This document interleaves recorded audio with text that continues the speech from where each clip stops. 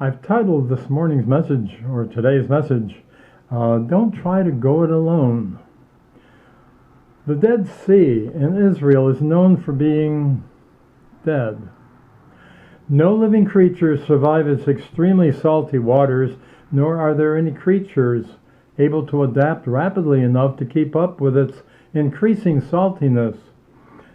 Some 417 meters below sea level, a number that is increasing every year due to evaporation and sometimes the sinking of the Earth's crust beneath it. The Dead Sea is landlocked with nothing to do other than to receive water but not to let it out, except by evaporation. Without an outflow, the concentration of salt and minerals becomes deadly to any aquatic life that tries to survive there. Huge salt deposits form on the floor of the sea, and about all that anyone can do in its waters is to float or have a mud bath. The Dead Sea is dead. It receives water, but gives none away except by evaporation. There has got to be a parable or a lesson in there somewhere. One lesson is to remind ourselves of Jesus' teaching about gifts and abilities and resources and the reason we have them. As the saying goes, if we don't use them, we'll lose them. They're given to us by God, but if there's no outflow to benefit the lives of others, one might be compared to the Dead Sea that doesn't accomplish very much. Matthew 25 retells a story that Jesus told of a man giving talents to his servants to use while he was away. Given these blessings, some invested and increased their talents while one of the servants buried his and accomplished nothing in serving his master. And in the end, his talent was taken away and given to somebody else who might make better use of it. Talents and blessings and abilities and resources are given to us to use, not to be wasted or left to evaporate into thin air. Our talents and abilities and resources are given to serve the will of the one who gives them to us. And there is no other more exciting way to live than to develop every talent and ability and resource you have.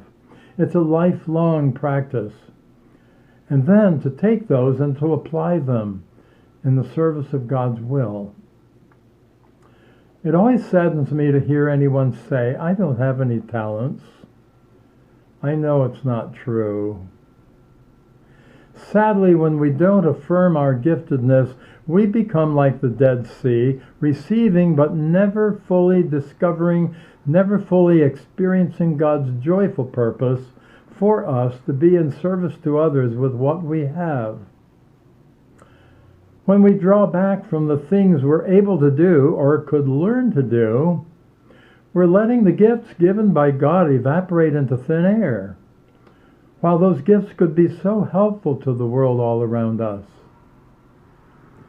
Today, January 3rd, 2021, is an opportunity for a fresh start in our minds, to let the old year pass, to set our sights on how we're going to spend the year to come.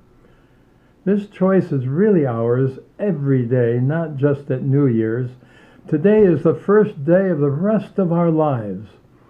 You've heard that adage before, I'm sure, and that is literally true.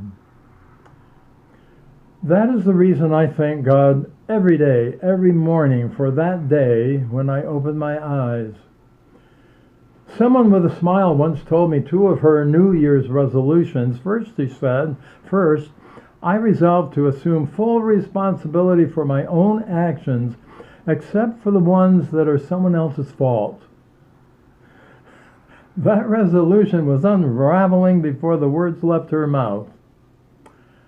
Her next resolution sounded pretty good until she got to the end. She said, before I criticize someone, I will make an effort to walk a mile in that person's shoes.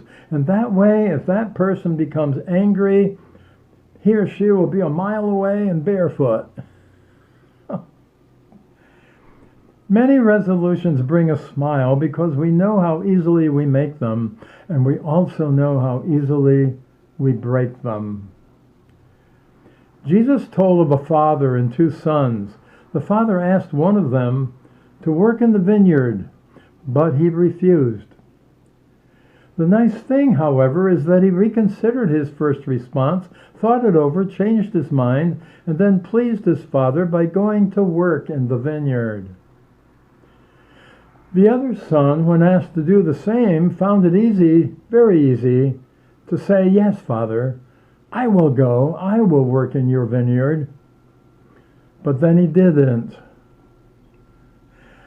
We can all recognize ourselves being one or the other at different times, can't we? How often do we tell someone that we will write and then we don't, or that we will call and then we forget, or we'll stop by to make a visit but never get around to it, or we'll pray for someone, but either we substitute a very quick word during a busy day from behind a steering wheel, or forget to pray at all as we said we would. How often we promise to do something around the house, like clean the attic or wash the windows or clean the garage, fix the leaky faucet, clean up the mess, write the thank you notes, take the kids out for fun and time together, get around to saying I'm sorry to somebody, or I'm sorry, or thank you rather, to somebody, or make repairs that are way overdue, but then we don't. We're pretty good at saying, sure, I'll go and work in the vineyard today, and then we don't, for a whole lot of personal reasons we all have. The truth of the parable that Jesus taught is that God places a call upon every one of us to work in God's vineyard, which of course means the world, and to learn to do it following the guidance of God's will. There are instructions. God gives us the talents, abilities, knowledge, and resources to do just that, and hopes that we will.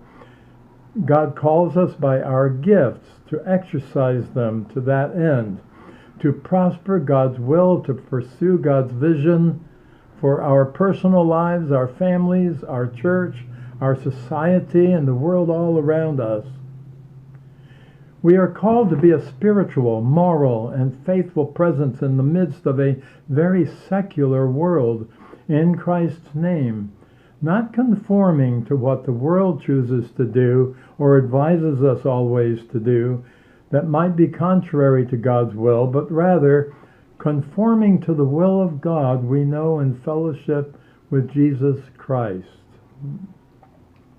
Wonderful things begin to happen whenever your will comes one step closer to being aligned with the will of God that we know in Christ.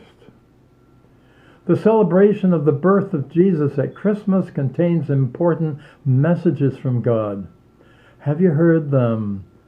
Some of the messages I hear loud and clear are these: you are not alone, so don't live as though you were.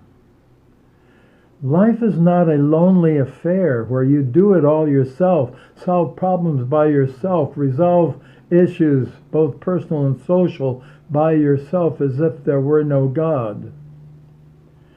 God gives us more than enough guidance through Jesus to work in this vineyard and to do what is right.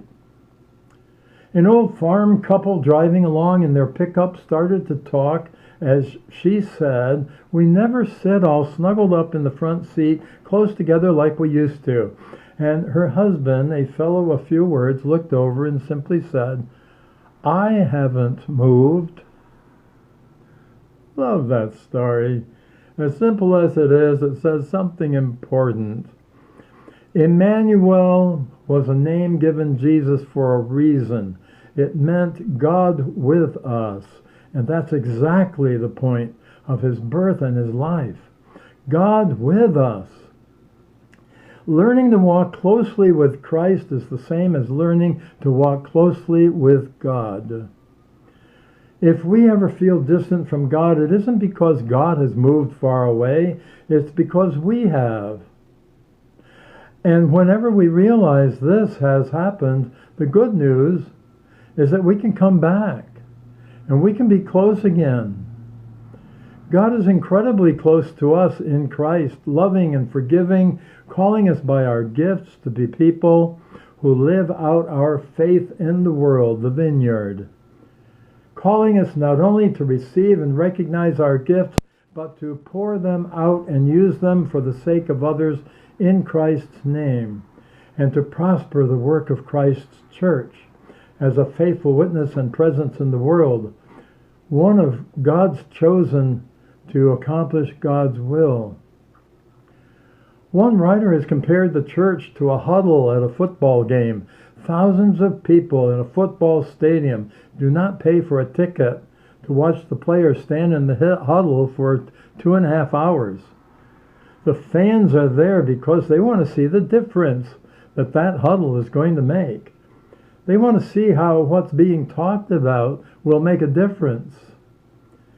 The New Year's challenge is not just what we do when we have our Sunday morning huddle, which in and of itself is very important and central to our life and witness together, but it is also so important and of great importance what we do with our faith when we break from the huddle and put our faith to work in the vineyard. We are not alone, for God is with us.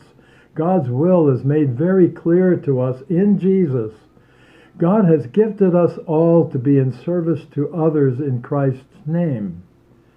Not one of us is without talent, ability, and resource to prosper God's call to work in the world, the vineyard. As we pour out the blessings we have from God, many others will be blessed as well. God bless.